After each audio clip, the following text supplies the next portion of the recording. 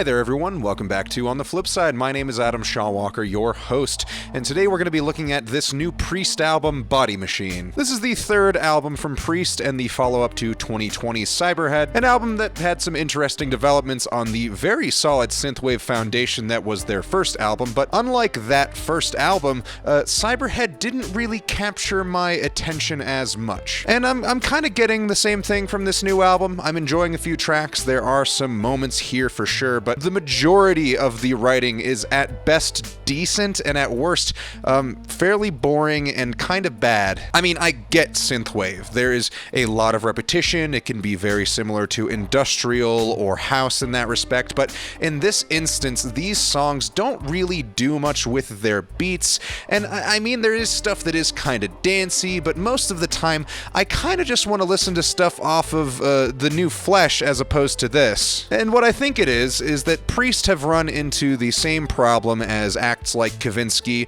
maybe not as hard. I mean, there's no tracks here that are like Night Call level, but what I mean is that I don't really think that there is a way for this act to top itself, at least not in its current state. Synthwave as a genre can be kind of baffling to me because of things like this. Like, by all accounts, there is a shelf life to this sound. Like, there's only so much you can do here before reaching redundancy, and that bar is met most of the time very, very early on for most of these synth acts. And on a side note, Priest is made up of former members of Ghost. I'm pretty sure the vocalist was the bass player for Ghost, but the point is that there is definitely enough experience here to bring some more to the table than this fairly lukewarm collection of beats and a lot of weak samples. I mean, past the first track, A Noise in the Signal, there isn't really much offer as far as standout tracks, and A Signal in the Noise is the first track, so yeah, the fact that it's downhill from here is really not good. The beat for this first song is good. It's definitely one of the most solid songs here. The lyrics are fine, but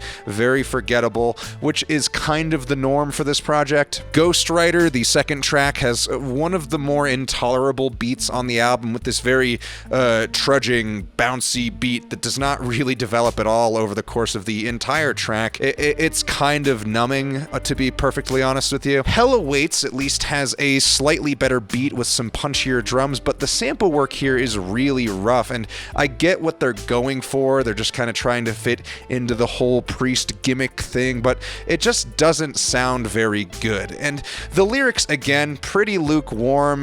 This track pretty clearly is, you know, supposed to be like a criticism of organized religion, but it's a really vapid and shallow take on that whole subject. And I think that is one of my bigger problems here, is that if there is a point that they're trying to get across on any of these tracks, really, they aren't trying very hard to get that point across. It's kind of pseudo-intellectualism for the fashion of it. And no hate, like, you want to criticize organized religion or criticize anything, really, whatever. My point has nothing to do with my personal stance on this topic.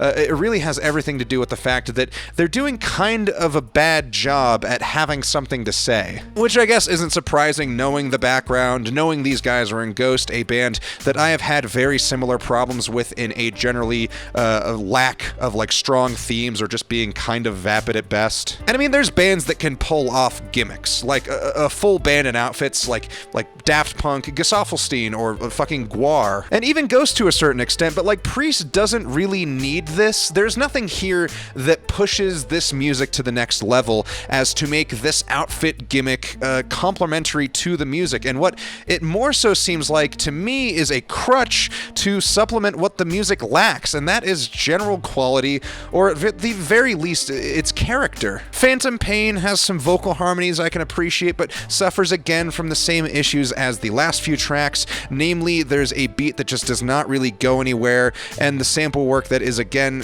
I mean, it's rough. I do think Blacklisted is a fairly decent track, but it's giving me this vibe that it's like a ripoff of like a Nine Inch Nails track. Like, it's as if they wanted to throw people off the fact that they were pulling inspiration from the Downward Spiral, so instead they listened to like Gravity Kills and then threw like a bunch of Roland Groovebox over top of everything and just kind of called it good. As a track, it's fine. It's really not awful. It just feels like this being one of the better tracks is kind of a bummer, because if this was on like any other album, this track would be kind of weak. Perfect Body Machine is definitely a left hook for this album. It hits this really baffling 80s pop sound that I can't confidently say is good, but I do appreciate the effort. It's like they were trying their damnedest to make a Michael Jackson beat, then when it came to the vocals, they went for this very weird rap flow, again, touching on a lot of 80s pop. I can't really hate this track, but it's definitely not good. And Techno Girl, the next track, takes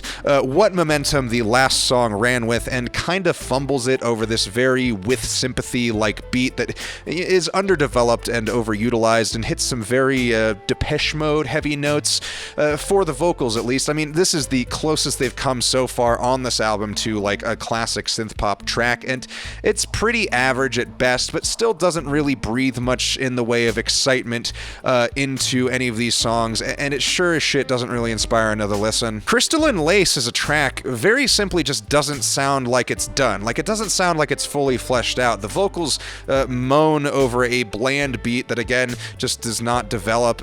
I mean, it's a very forgettable track.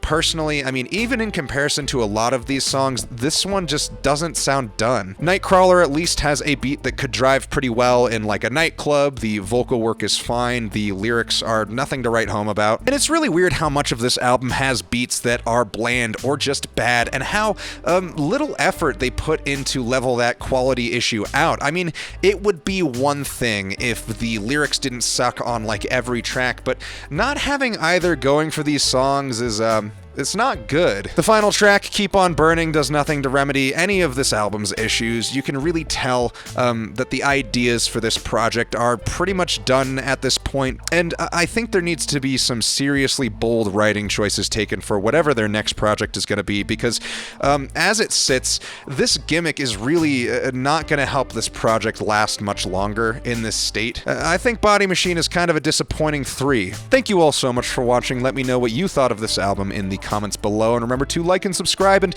tell me what to review next, and check out my Instagram, my Reverb, and my Depop. Links to those are in the description below. Thank you all so much again, and we'll see you on the flip side.